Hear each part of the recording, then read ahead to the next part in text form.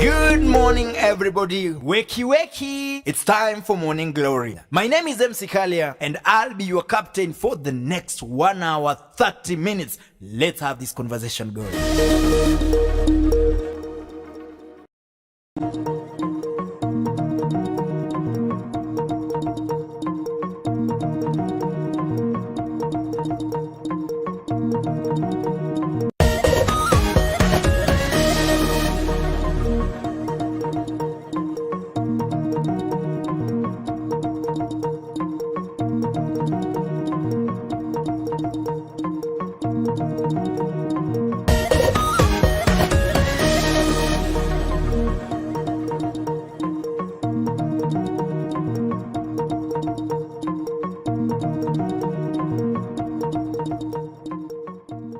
Good morning, everybody. Wakey, wakey. It's time for Morning Glory. My name is MC Kalia, and I'll be your captain for the next 1 hour, 30 minutes. Let's have this conversation going.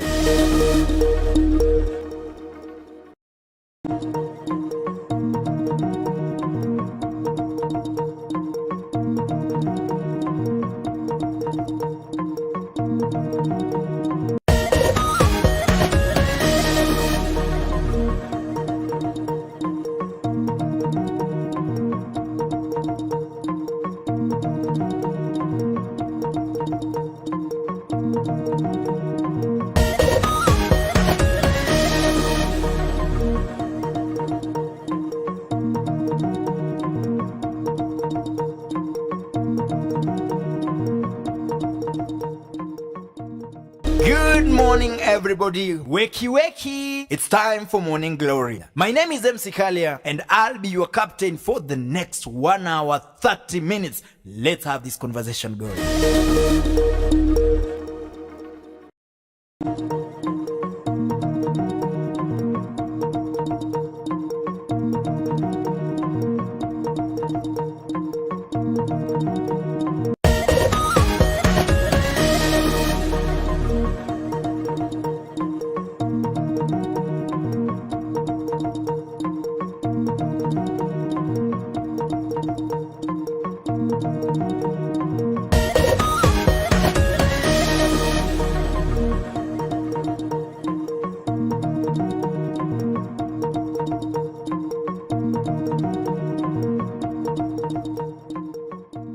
Good morning, everybody. Wakey, wakey. It's time for Morning Glory. My name is MC Kalia, and I'll be your captain for the next 1 hour, 30 minutes. Let's have this conversation going.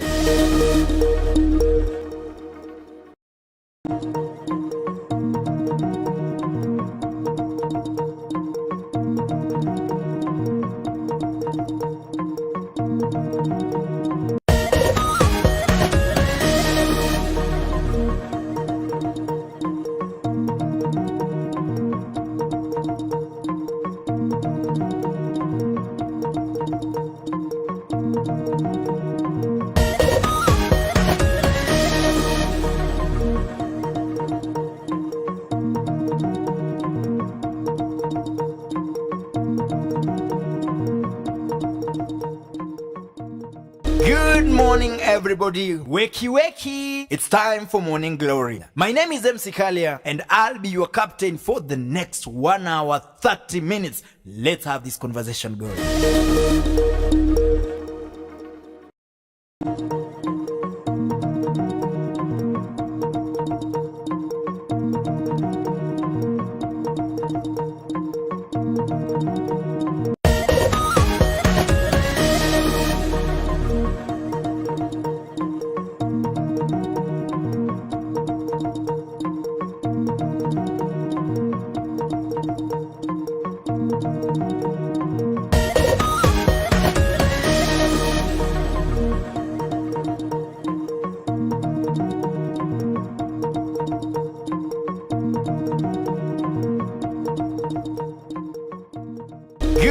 morning, everybody. Wakey, wakey. It's time for Morning Glory. My name is MC Kalia, and I'll be your captain for the next 1 hour, 30 minutes. Let's have this conversation going.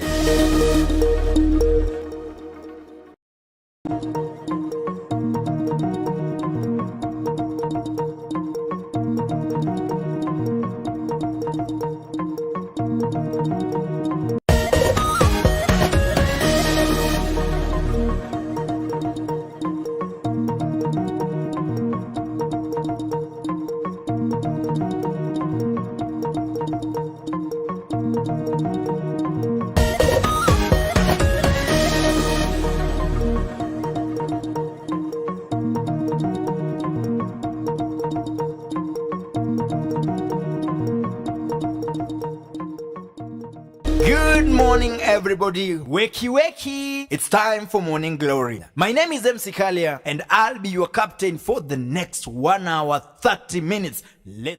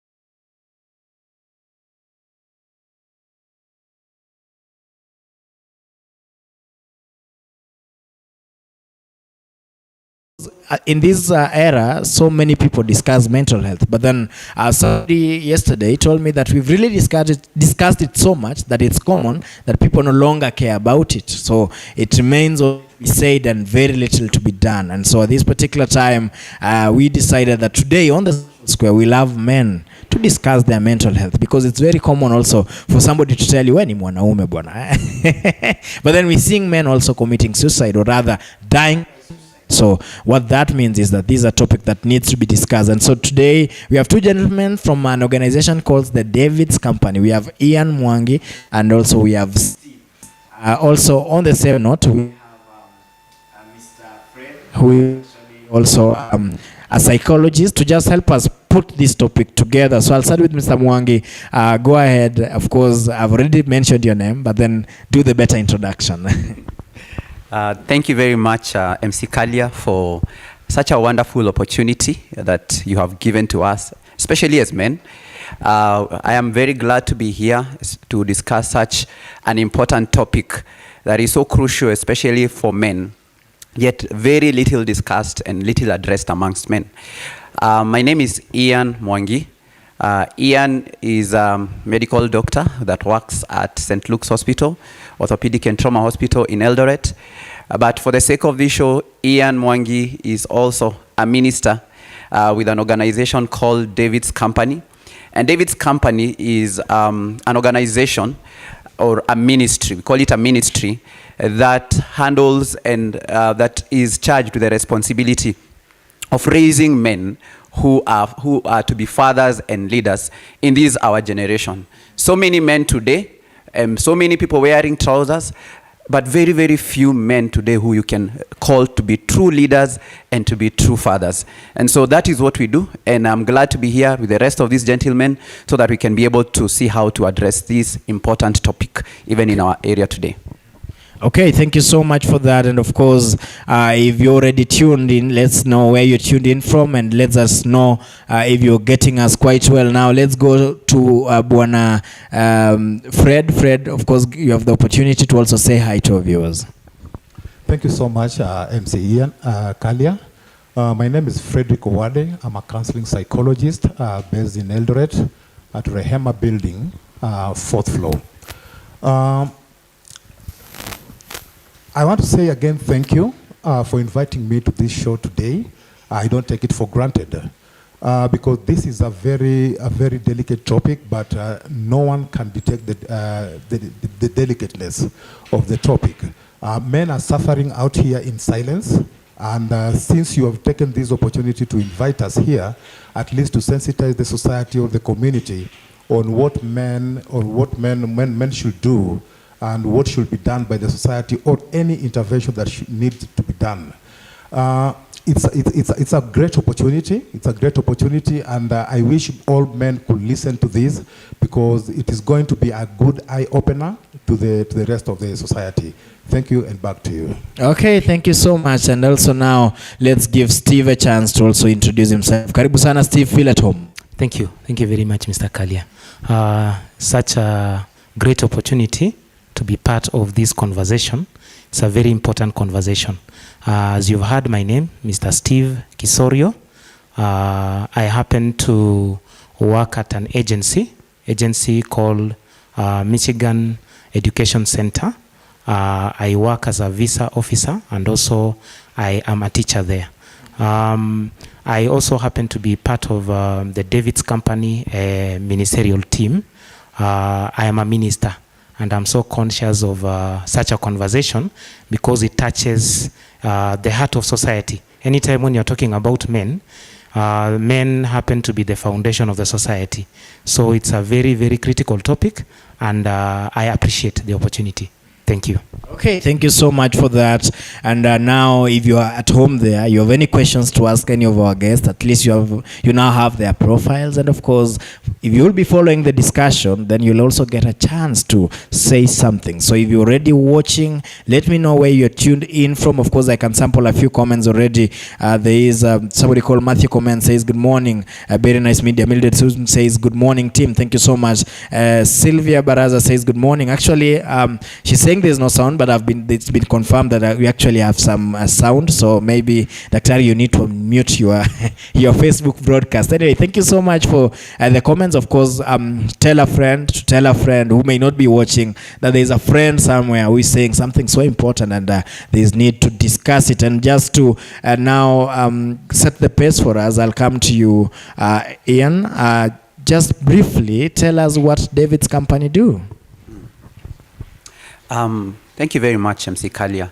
And I would say that when I talk about David's Company as an organization, it is so much in my heart because first I am a beneficiary and I am a product of David's Company.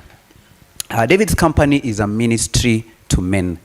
And when I say ministry, it is an organization that basically handles the lives of men, from children, young boys who are in their preteens, young boys who are in school in early grades, young men who are teens in high school, and even in primary school. We also are able to journey through with young men who are in colleges, and single men who have finished college and they're working, and married men. So basically we handle and we tackle men.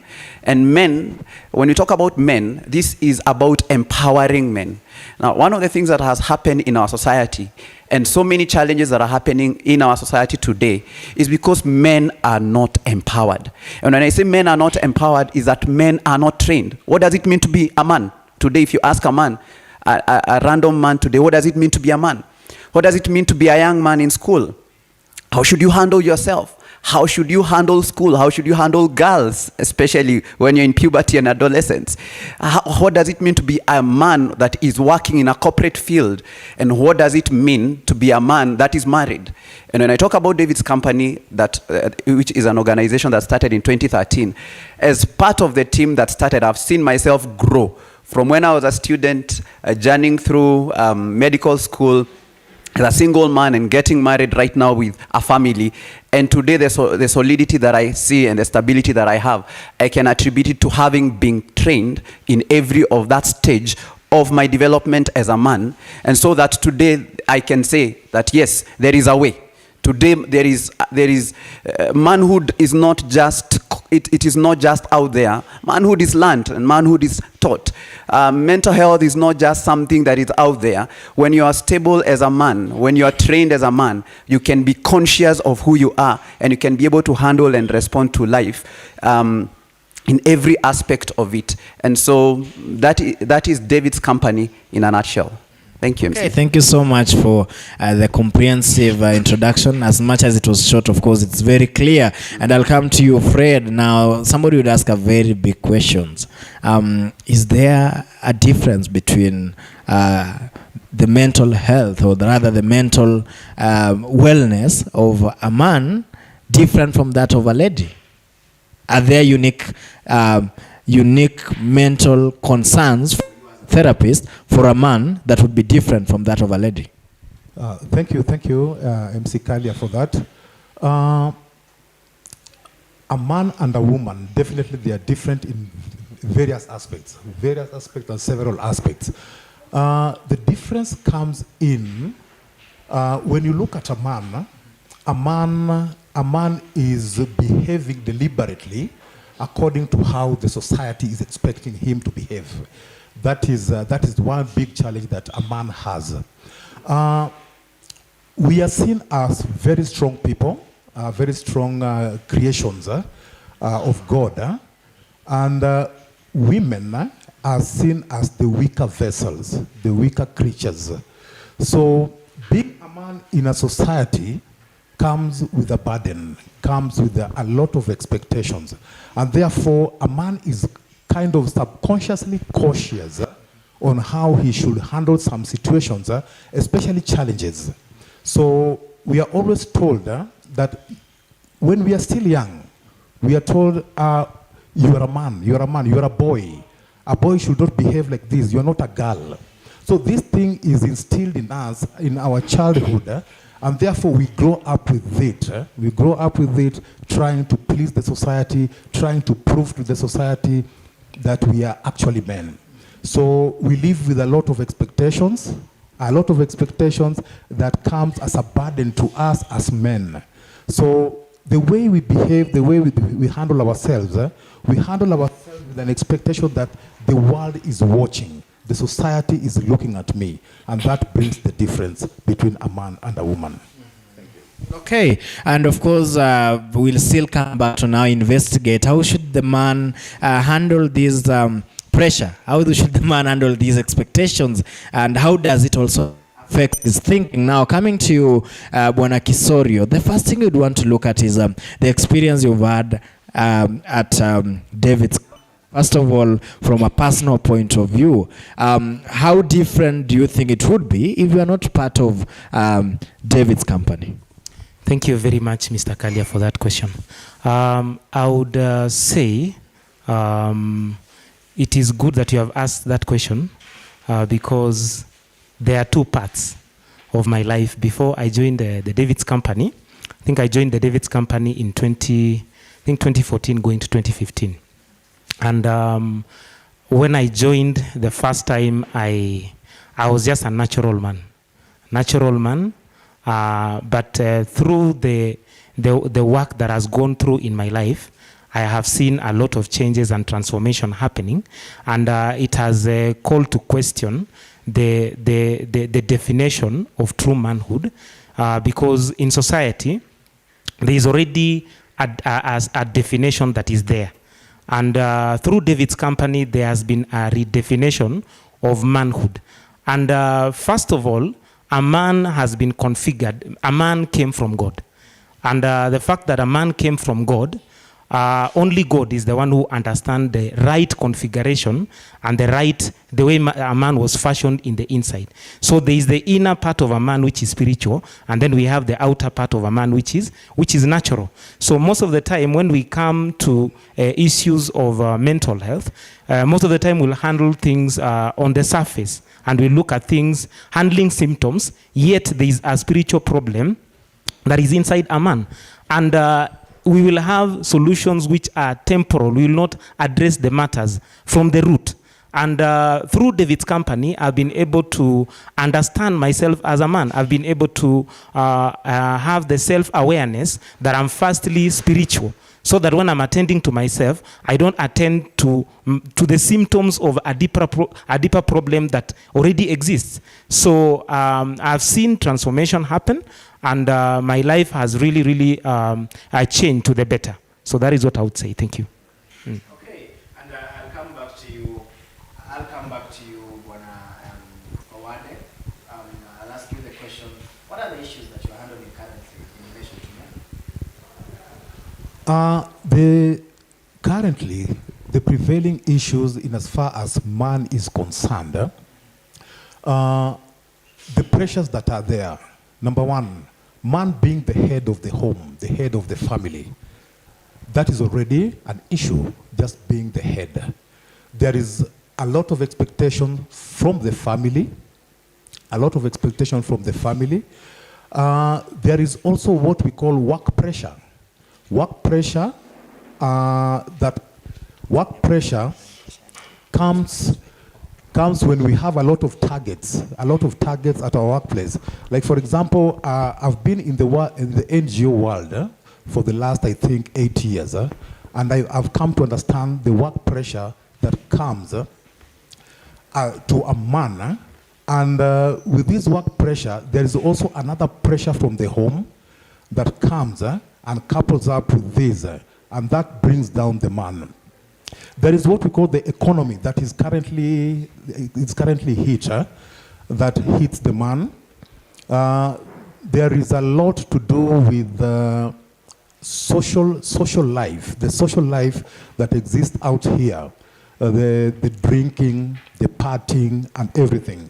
A man also wants to prove a lot to the society that I can fit in a certain society, in a certain class of men and women, visiting recreational places when we don't have the capacity to sustain it.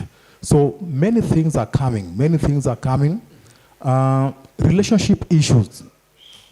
It has reached a time whereby a man feels threatened in the house to an extent that he thinks, I'm not coming in as a man, I'm not coming in to fit and to supply or to perform my duties as a man.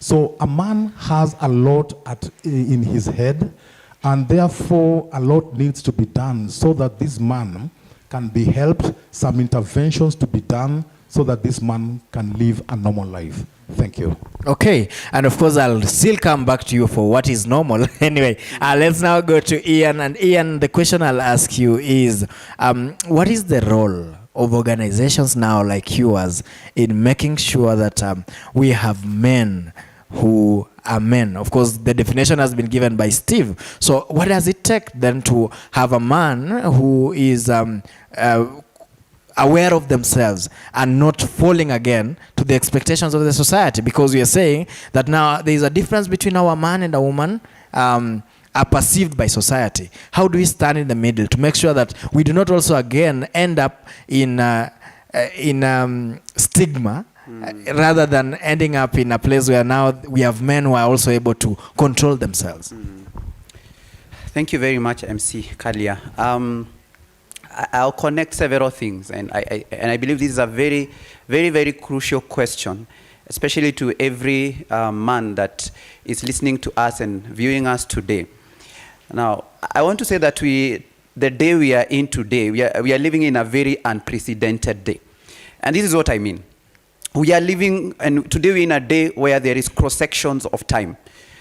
We have several generations. We have an older generation of men, And this older generation of men were trained by their fathers, by their grandfathers, by their uncles, through the traditional approach on what it means to be a man. And as boys grew up, and the boys grew up to become men, they were taken through different rites of passage, circumcision, and they were told several things on what it means to be men.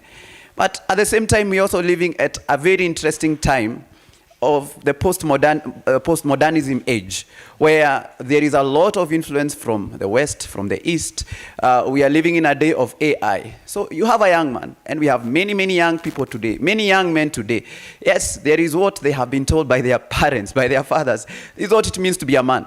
There is what the older generation of our fathers, who we highly respect, how they taught us to be men. They told us, like Mr. Owade has said, being a man, you must brace everything. Being a man, you cannot feel pain.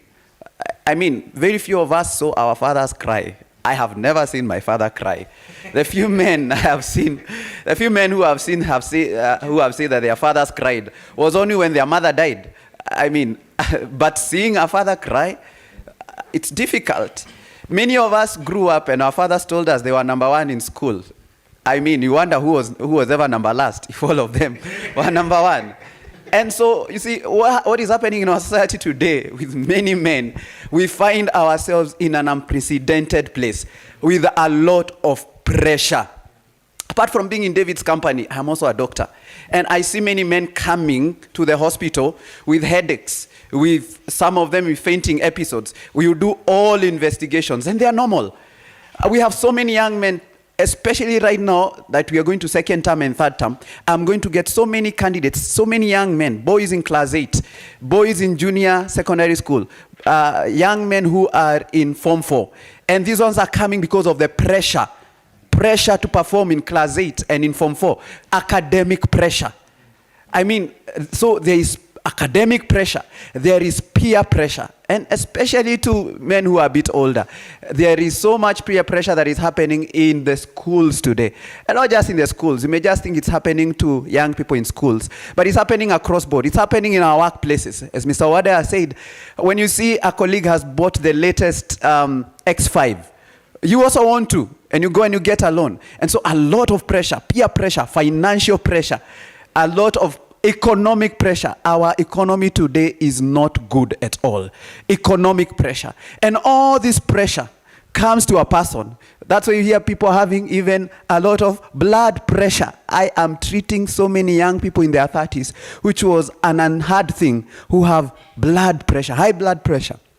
And so where does David's company come in? And I want to relate with what my brother Steve has said. Now, David's company as an organization, it seeks to come and address the source of the problem. Now, we are saying that we are at a cross-section of tradition, of the old culture. And we are also in a place where the Western, the AI has come. We are having a lot of information from the West, what it means to be a man. But is there a blueprint of what manhood is? If today we keep on having changing goalposts of what manhood is, then what shall my son, who is now, right now almost 2 years, what shall he learn of what manhood is? Is being a man what modernism is saying? Is being a man what tradition is saying? And that is why we are saying today that manhood was designed from the beginning.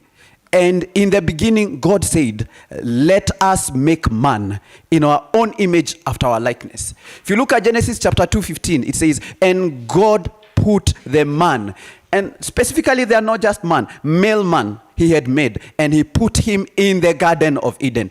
And what did he put him in the Garden of Eden to do? He said to tend it and to keep it. Those are two very important words, to tend it and to keep it. And so in the configuration of a man, and this is what David's company is all about, is to show and train every man regardless of age, regardless of, I was about to say gender, regardless of background, regardless of color, that that in their configuration they are a leader. A leader is not positional. A leader is somebody who works out everything. Any man can work out their academics. Any man can work out their business. Any man can work out their profession. There is a spirit in a man. Any man is a father. when I see a young lady in my environment and I'm married, what do? Do I start what the generation today says, kula kwa macho? Or do I see that this is my sister? And so David's company comes there and trains you that as a man, you can look at every lady in your environment as a sister, that you can actually protect them, that you can actually cover them.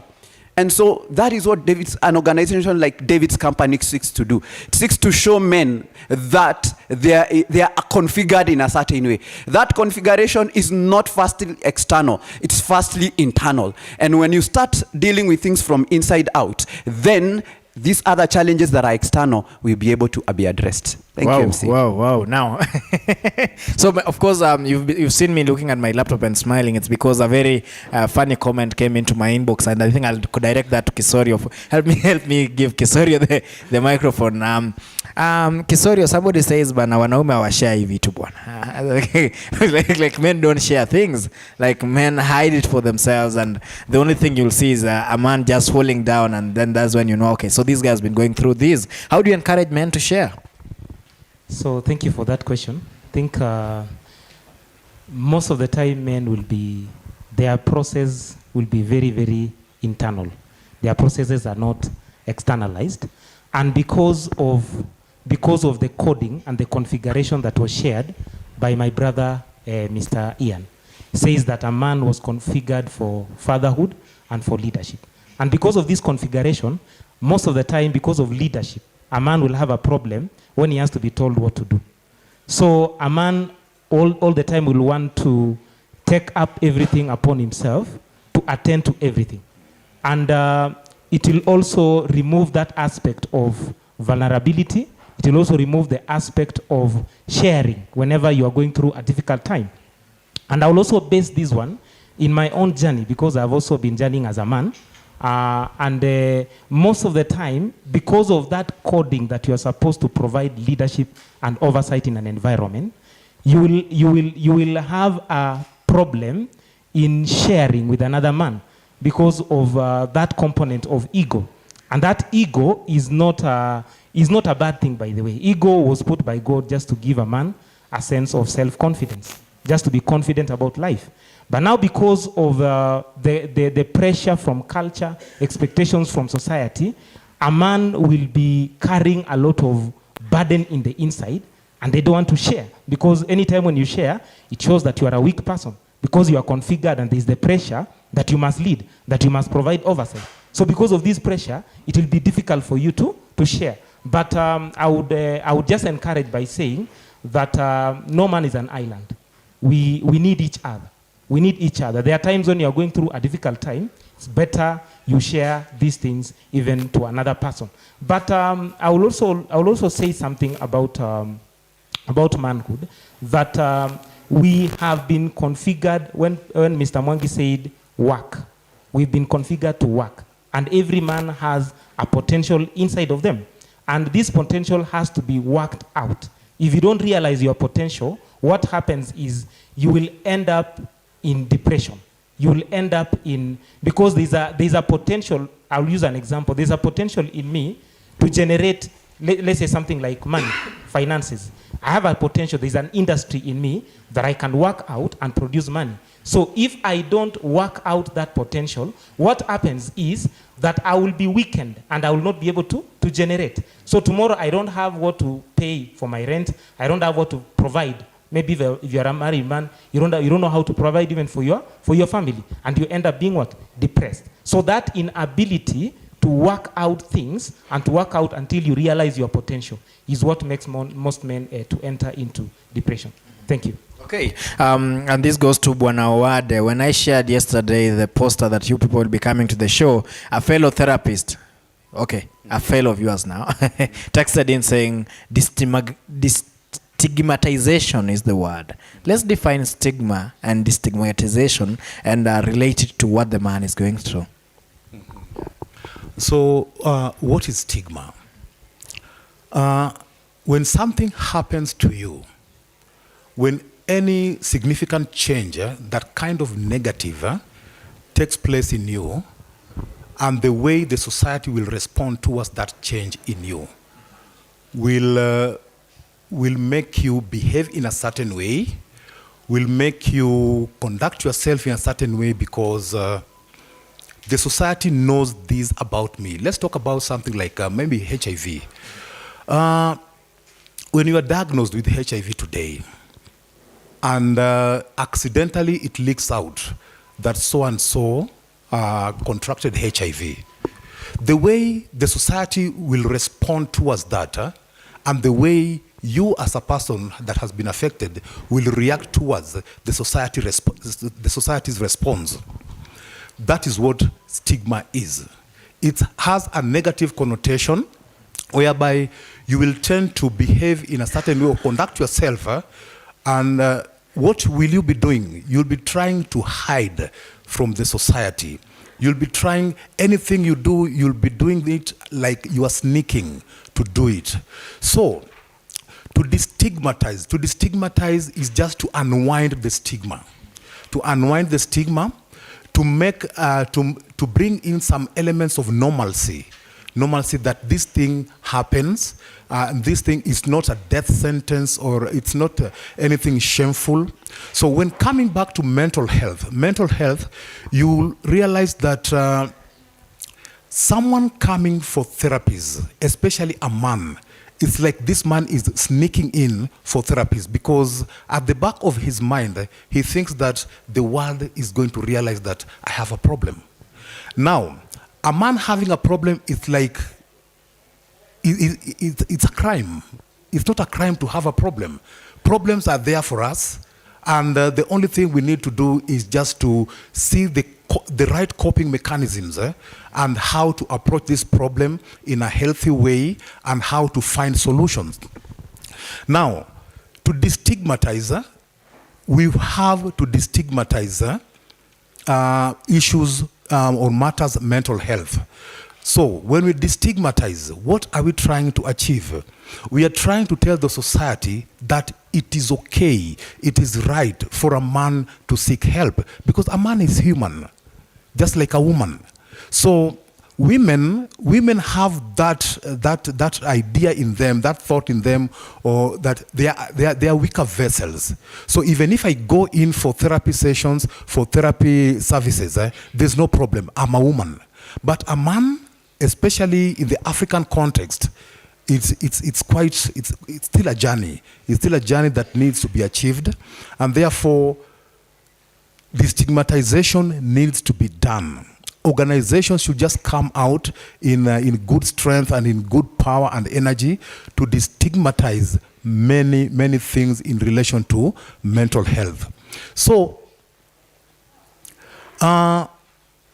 when a man comes in for sessions, what should we do to ensure that this man comes in confidently without any fear? Not like you are sneaking into a VCT room. You don't want people to see you. You are sneaking in and you would rather go maybe even in the night. And that is why sometimes back we used to offer the moonlight VCTs because we realized that people don't want to be seen. And the same happens with mental health. Men don't want to come because they'll be seen as, you're putting on a nice jacket like Bwana Ian here, but coming in, people will see me, what is happening with Ian? What's happening with that good suit he's putting on? Nini mbaya na yeye?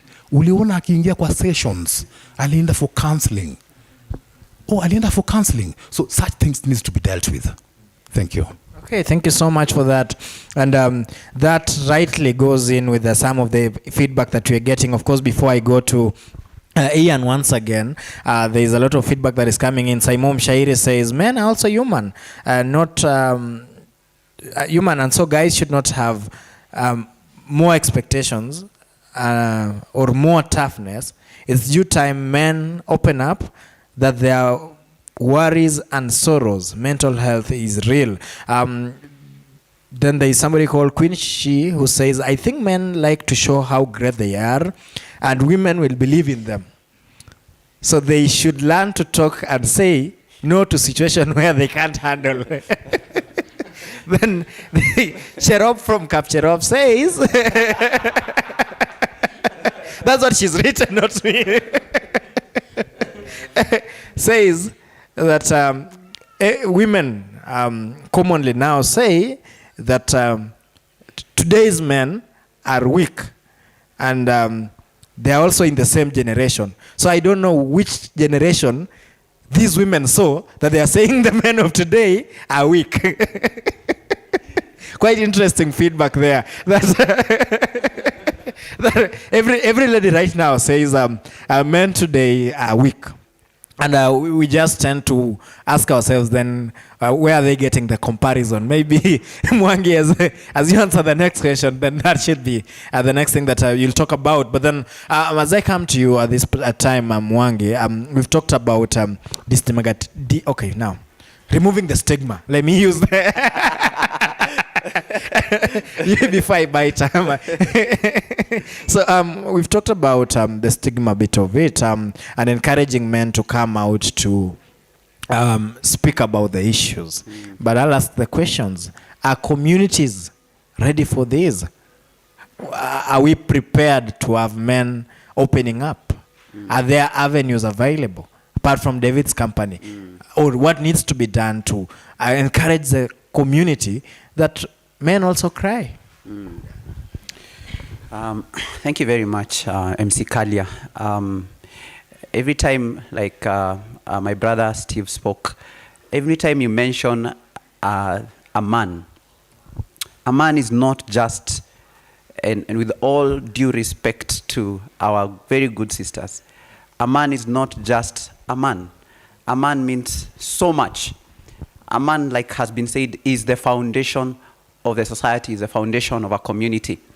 And there are so many efforts that have gone on, and there are so many efforts that are ongoing, like Mr. Owade has spoken about. And there are many efforts going on in school setups.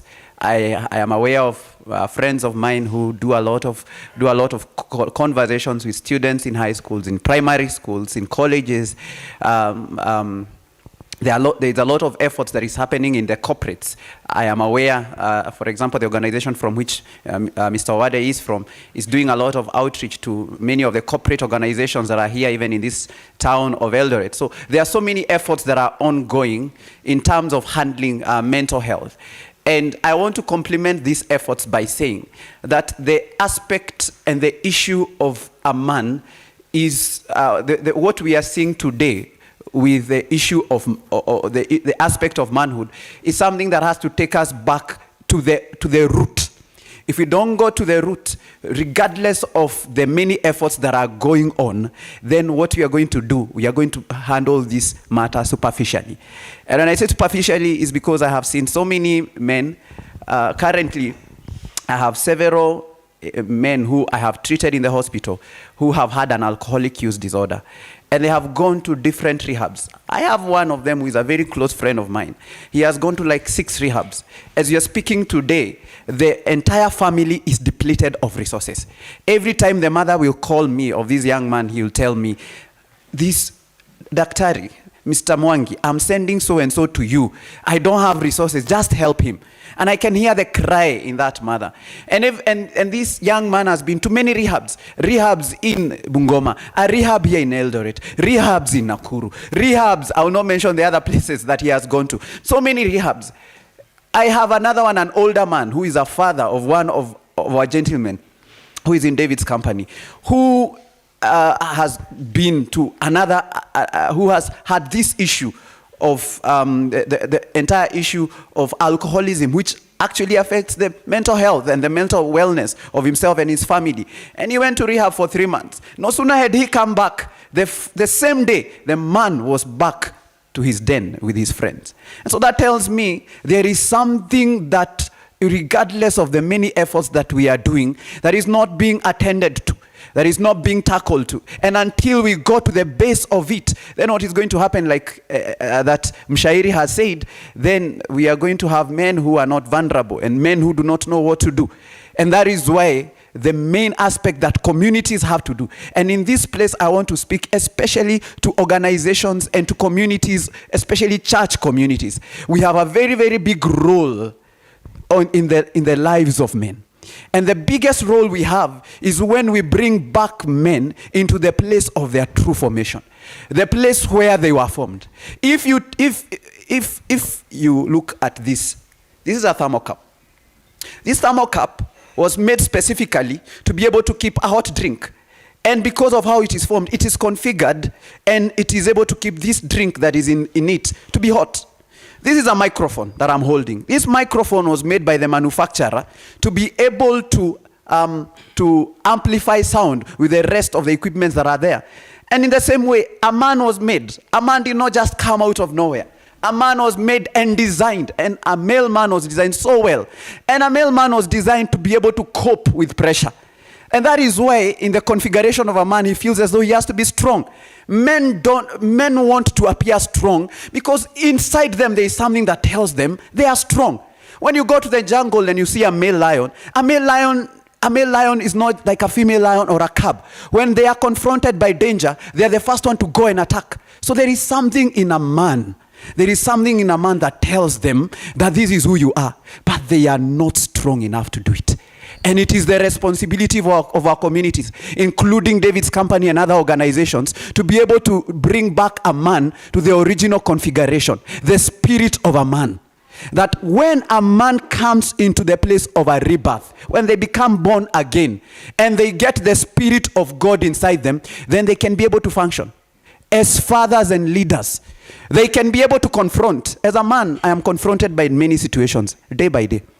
I am confronted. I am married. If you are married, you know. Kama wewe ni mwanaume na umeoa, utafika nyumbani na utapata sometimes vitu sio mzuri. Mambo haiendi venye unasema siku hizi. Mambo haiendi venye unafikiria. Right now kuna maneno ya school fees. This week there are so many men ambao wanahitaji kupeana school fees. So if a man does not know that if a man say does not have money, what should they do? Should they recoil? But what we are supposed to train our men in these organizations, and especially in the spiritual organizations, is that they are empowered to be able, they have an inherent strength with them that is given by God to be able to handle every situation and every scenario. Then finally, MC Kali, as I exit, is that question that Wakap Cherop ameuliza. Hiyo swali ni muhimu sana.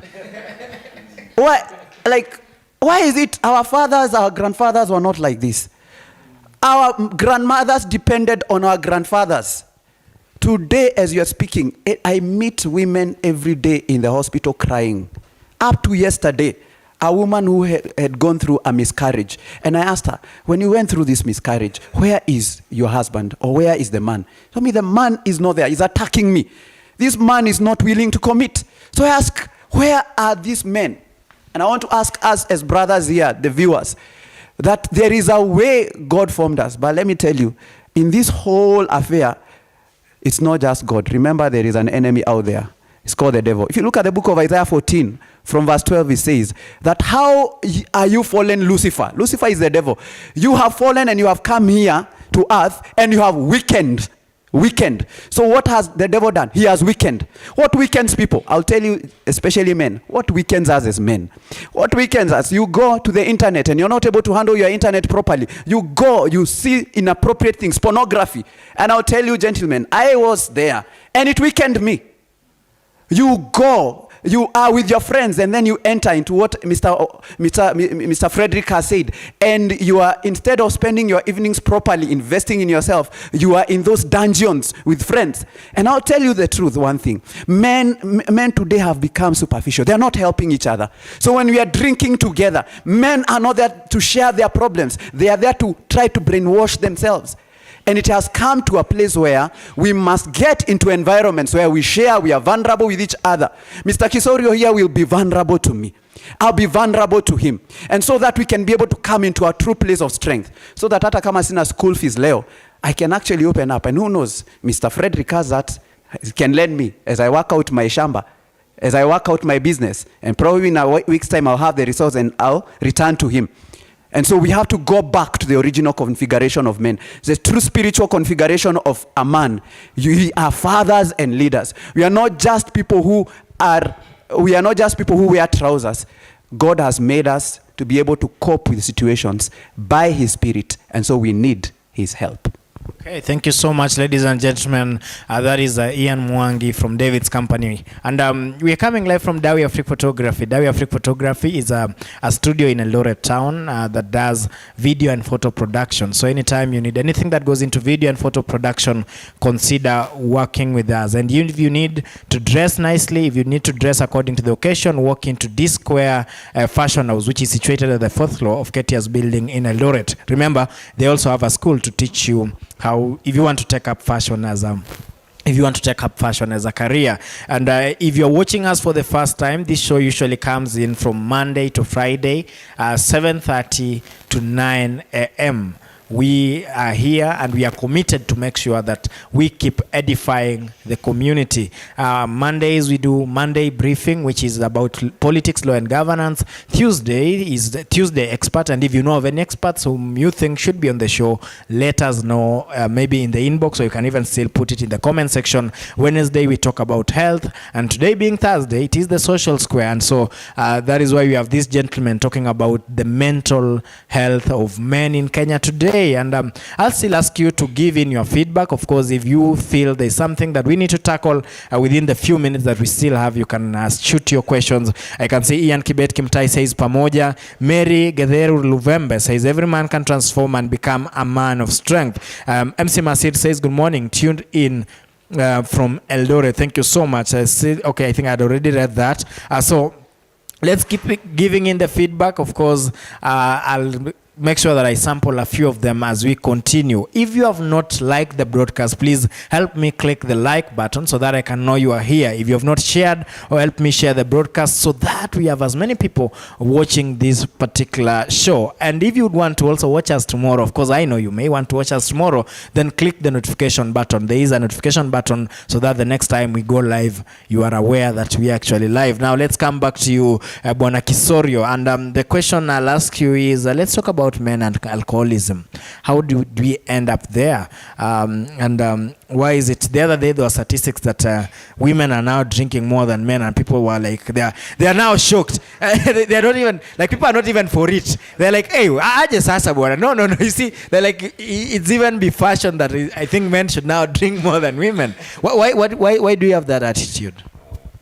So first of all, what I've seen in society is that women always amplify what is inside of men. So when there is order in men, women will amplify order. When there is disorder in a man, women have a way, they amplify disorder. So it's like that. So women are, most of the time, if you check, God took something from him and created the male man. And then when he was created the female man, he didn't go back to himself. He went to the male man and took something from the male man to do what? To create the female man. So the female man is a reflection of the male man, and the male man is a reflection of who? Of God. So always, women are always reflecting what is in a man. And that's why most of the time you'll find men will always think the problem is the woman. I've also been there myself, where when you enter into a conflict, you will think the problem is the woman. And most of the time, a woman is just amplifying who you are. It's like that. So going back to the question of alcoholism, as I had said earlier on, alcoholism is a symptom of a problem. It is not the problem. So just like a car will need a mechanic, a man will need God who created him.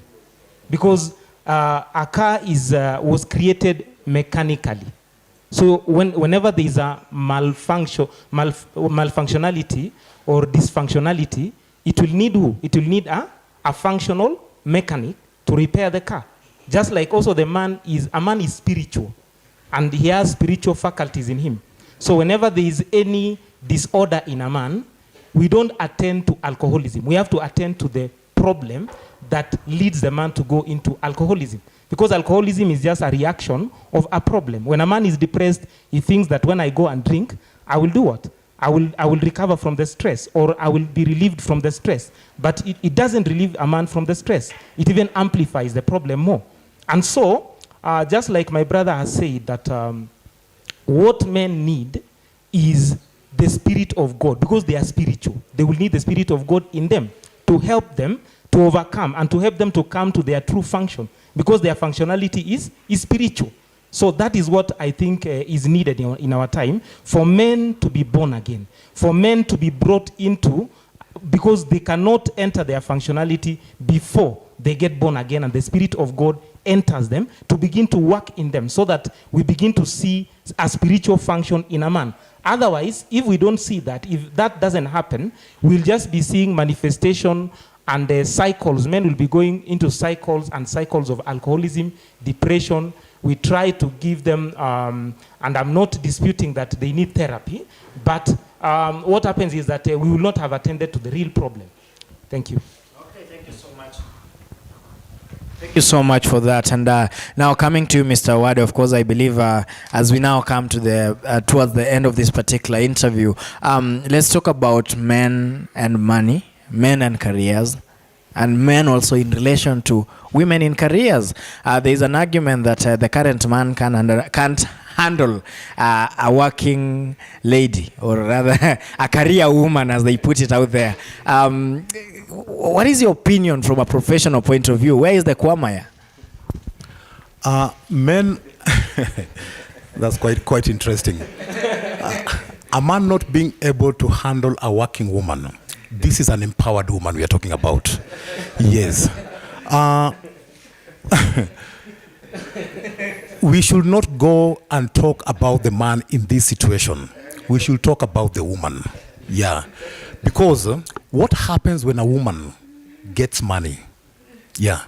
In most cases, a woman changes. In most cases. If you take a small survey of empowered women, women who have got the technical skills, women who are marketable in the industries. So when these women are so empowered, something changes in them. And that is true.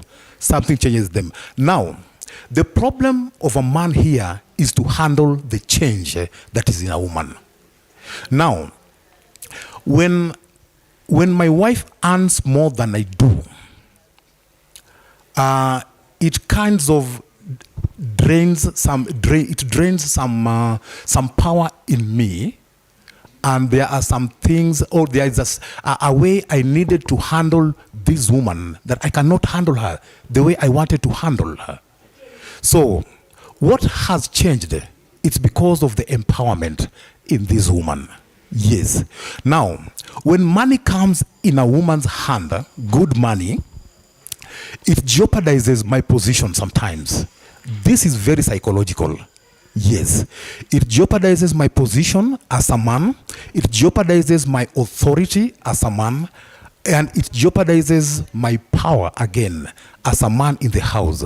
And it is not communicated verbally, but this is just it is just something that exists.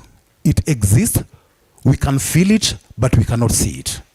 Yes, this is good man that has come. Now, if my wife tells me by the end of this month I'm acquiring a new car, and I've not given her the money. Yeah, I know she's doing a good job. She's earning good money. Now, that car also comes with some things which might be burdensome to me as a man. Now, we are talking about the independence of a woman. Yeah. A man, kind of naturally, or how we were brought up, we are supposed to be the one who are calling the show or calling the shots. But here is it's a case whereby a woman does things independently with her money, with her status in her job, and everything with her position. Now, how does a man look at this? A man wants to control a woman. Can you control this woman with that kind of money? She's earning more than you do. Can you control her? What do you do? You simply live with it. Tell the ladies in the broadcast log out for a minute. We need to have a man talk here. My director, Mildred, please step out. Ladies, what I will say, the field is open. it's a free world. It's a competing world. You even compete with your husbands. But kindly, don't take it to that level that may make the home dysfunctional. Thank you. Okay, thank you. Same question to you, Mr. Mwangi. Daktari. Unajua labda daktari mtu wake ni consultant. How do you handle this, bro? Thank you very much, MC Kalia. Actually, I prayed that you'd ask me that question. I was actually praying. So prayers do get answered, actually. Prayers do work, man. Prayers do work. I actually prayed that you'd not ask me any other question. Because for me, it's a very practical scenario. And what we need, men and brothers, and as I speak to you, I want to speak into your hearts, direct into your hearts, because there is a lot of confusion in the world today. And I wish we can even actually have many sessions like this, even afterwards, MC Kalia, because there are many thorny issues surrounding this, and probably 1 hour, 1.5 hours cannot do justice to this very important topic of mental health, and not just mental health, of manhood. Manhood is so broad and it's so vast. Now, I want to echo one statement that was made by the wisest man that ever lived in this world, who was not Socrates and who was not who was not Plato. The wisest was Jesus, but before Jesus, there was a man called Solomon. There's something he said. He said, truly, only one thing I have found, that God made man perfect, but he has sought out many schemes. Now, I'll tell you one thing. When the original framework of how God made things to complement each other, not to compete. And I want to be very practical, because before I got married, I used to wonder, what do I do? Many of my colleagues who are doctors went and they married, they looked for ladies they thought they could control. How do you, because a man, and we are taught like this, and I know many of you men who are listening and viewing, you have been told, ukienda kutafuta mtu wa kuoa, tafuta ambaye, number one, who earns lesser than you. Yes, you can have girlfriends who are your colleagues. You can have girlfriends who are beautiful. But when you want to settle down for a wife, go to the village. Brothers, you are looking at me. You know that is true. You are told. In fact, unaambiwa, I'm not Kalenjin, I know, kap, nyumba ya nani, boma ya nani, kap, enda huko. Yule msichana. Alafu pia age. Yeah. That's the second thing. You are told, make sure that lady is younger than you. And I want to tell you, gentlemen, that is the same thinking that I had as I grew up. But as I was empowered, remember the key word I have kept on saying is empowerment. As you are empowered, you get to know one thing, that manhood is not about money. It's the biggest lie, gentlemen. And many of you who are listening to me, you are fighting me as I say this. But I will tell you, manhood is not about money. In fact, many people that I have treated in the hospital with many conditions, they have a lot of money. Many women that I see with depression in the hospital, their husbands have a lot of money. Manhood is not about money. Manhood is not about property. Manhood is something inherent in a man. Now, I'll say something else. When I was empowered, I did not go to look for a woman who was disempowered. If you look for a woman who is disempowered, they are going to disempower you. I looked for a strong woman. My wife is a strong woman. By the way, my wife is a doctor, as I am a doctor. I would have gone to look for, and I don't want to say that a nurse is not as strong, is not, but you see in how people define things, like in terms of cadres, many of people, my colleagues, they have thought that if I marry a nurse, I can control them. It's not true. Eventually, they end up controlling you. No, but then growing up, actually, and not because of society or anything. Yeah. If I went to an hospital na kulikuwa na mwanaume na mwanamke, nilikuwa najuanga like the nurse is there. Yeah, it's true. In fact, many times when you are doing ward rounds, there's a female doctor, they will be calling her sister. And then if there's a male nurse, they will be saying, daktari. But the configuration, how God ordained for things to be, is to complement each other. Now, is a woman who is earning a lot of money empowered? I would say no. Empowerment for a woman is not money. Empowerment for a woman is not that now they are able to, they are now able to travel every once in a while and take a flight and go to holiday. They go to Dubai, they go to Italy. And I know many women who are looking at me, they would tell me, no, you are wrong. Because many women are told, before you settle down for marriage, make sure you have something for yourself. Ili huyo mwanaume asikucheze. And that is why I started with that statement that the wise man said, that God made everything perfect, but man has come out with many schemes. Let me tell you, a man needs to be strong, and a strong man in character. A strong man. Who is a strong man? A strong man knows that they are there to support a woman. I am married to my wife, and my wife is a doctor. When we go to the house, there is nothing doctor about our home. In fact, the title stops at the door of the hospital. Outside there, I am Mr. Mwangi. She is Mrs. Mwangi. When we go to the house, it does not appear how much I brought and how much she brought. By the way, when we started, she was earning more than me. And I was not threatened. Because when a woman also comes to the place of her true identity as a woman, she knows that what she carries is more than money. And God made a woman to support his agenda wherever she is. And that is why when Mr. Kisorio has said that a woman tends to amplify. If as a man you have insecurities, the woman will be more insecure. If as a man I go home and what defines me is the amount of money that I have in the account, the woman will also define herself around the amount of money she has. But when I know as a man that I am called to be the leader of that home, I am called to give direction to that home. And then my wife knows that she is not there as someone who is inferior, but she's there to support everything we are doing as a home, as a family, as a unit. And we are there to complement each other in strength. Then it does not, nowhere does it appear whether she's now a consultant and maybe a mere doctor, whether I am a nurse, whether I am earning 10,000 and she's earning 20,000. It does not appear because the definition has changed. So every man, no, when you are empowered as a male man, you are going to empower other women. Now let me tell you, when you are empowered as a man, you are not threatened. You are not insecure. You do not look at the woman as a threat. Some practical things. When I go to my house and I find that my wife is not in a good mood, it is my responsibility as a husband to be able to find out what is going on with her. If I find her even not answering me well, I do not try to allow something called the wrong male ego to rise in me. I took her from her father. And since she's not answerable to her father, I became her father, quote unquote. And so I am aware that everything about that woman is on me. She has to become a better person. It is my responsibility. And true, my wife today is a better person because I am empowered. And when she is empowered, do you know what she does?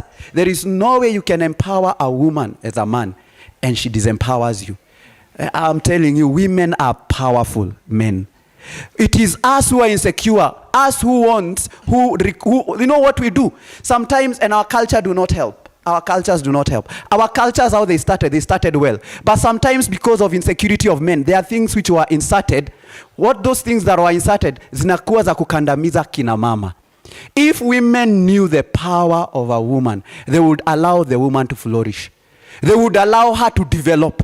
And when a woman develops, and she is also tuned to God, not just any woman, a woman tuned to God. When a woman is tuned to God, they will know they are not there to compete against this man. If you compete against him, what are you doing? You are disempowering yourself because everything you are is connected to this person. If you destroy him, you have destroyed yourself. You have destroyed your family. And so going back to the original framework is a male man empowered, becoming a father and a leader. Then a woman knowing herself in God, knowing that she's there to support the agenda of the kingdom. When you bring those together, then they are powerful. They are strong. And you know what happens to their families? They become strong families, strong homes. Their children, they are not children that grow up wondering what shall happen. They know, I am a boy. This is my life. I see daddy. Yesterday, I attended to a man in the hospital. This man that I attended to came with a sexually transmitted infection. Of course, you don't get a sexually transmitted infection from having one partner. No. So, because of my awareness of ministry, even as a doctor, I could not just treat him. So I asked him, where did this come from? He told me, si unajua sisi wanaume, I have 2 girlfriends. sisi tunakuanga hivi. I told him, what about your wife? You've gotten this infection. Of course, when you have a sexually transmitted infection, you will pass it over to your wife. And I told him, right now you are 35. Now, give yourself, you have 2 boys. He told me he has 2 boys. What will happen to them? Give them, they're around 5 and 6. Give them around 5 years. Whoever you are, you're going to see it in your boys 3 times over. 3 times over. And I remember as I spoke to him, for the first time, sense came to him. I told him, right now you don't have a girl. You don't have a daughter. But you're still young. What if very soon you get a daughter? And your daughter, when she's 12, whatever you are doing, you know, men think that what they do, we normally think that what we do, even if we do it in the secret, it is in the secret. No. A man is so powerful. Whoever they are, it's there in the environment. You may smoke outside there, and the boys do not know, but you will see your boys smoking when they are 9 years or 10 years old. When you get your daughter, and you're a man, and you men who you are looking at me, just listen to me carefully. Your daughter is 12 years old.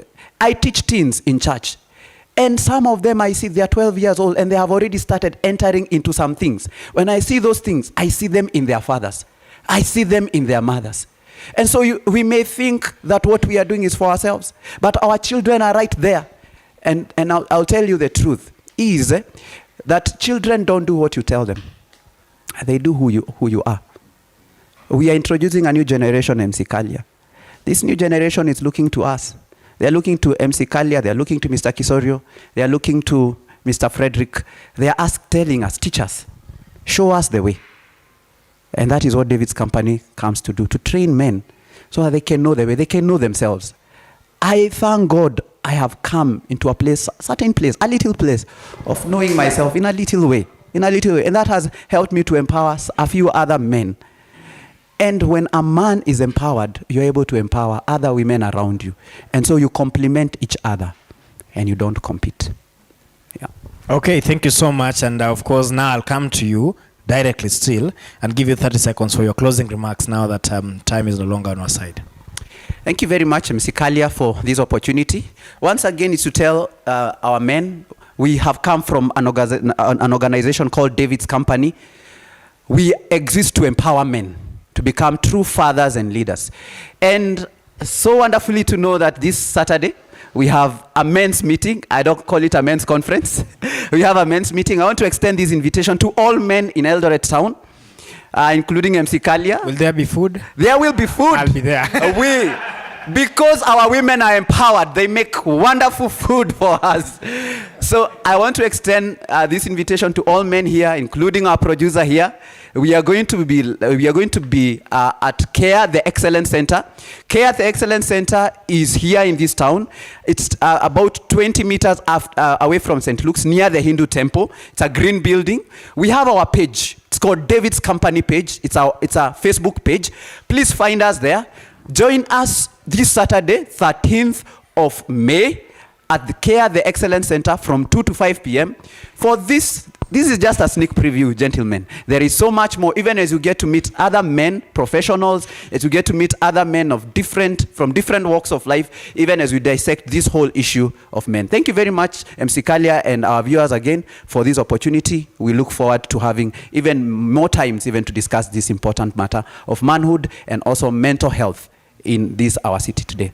Okay, thank you so much, and also thank you for making time to be with us this particular morning. Mr. Frederick Owade, also give your closing remarks. Thank you so much, MC Kalia. Mine will go to men.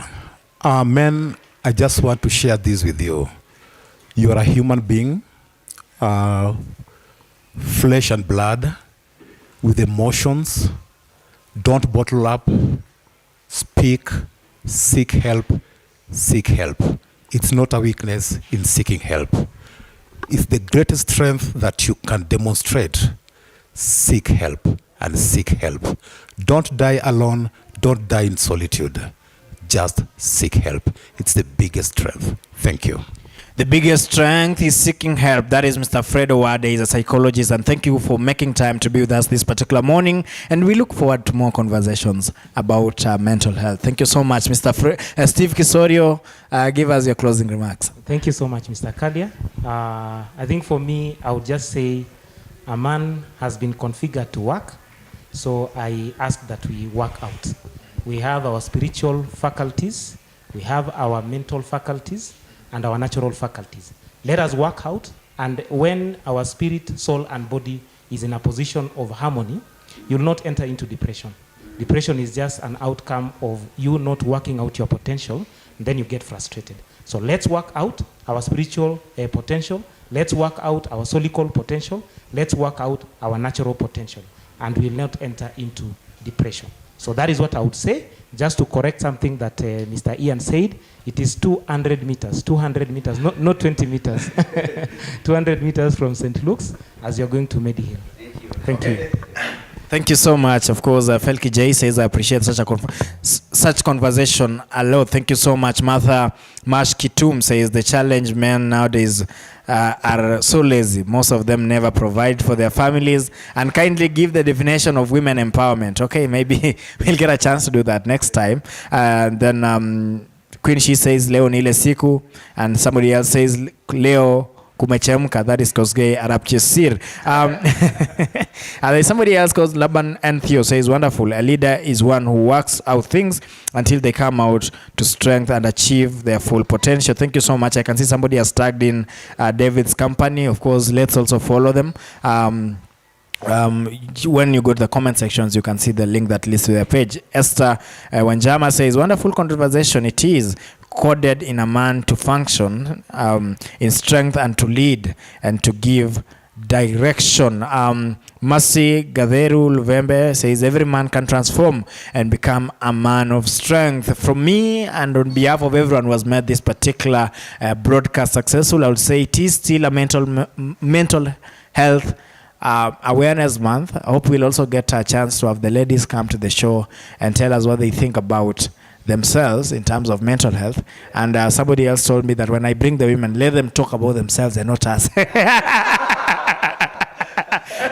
So I'll try to fix my script. So with that, my name is MC Kalia. This has been the Morning Glory Show, coming live from Dawi Afrique Photography. Anytime you need to take nice photos, ladies and gentlemen on set today can tell you, you get nice experience in front of the camera here. So make sure that you pass by here. If you need commercials for your companies, if you need to advertise, if you need a well-managed page, this is the place to get the right professionals. Till tomorrow we'll be dealing with art. So also make sure that you tune in the Morning Glory Show. Thank you.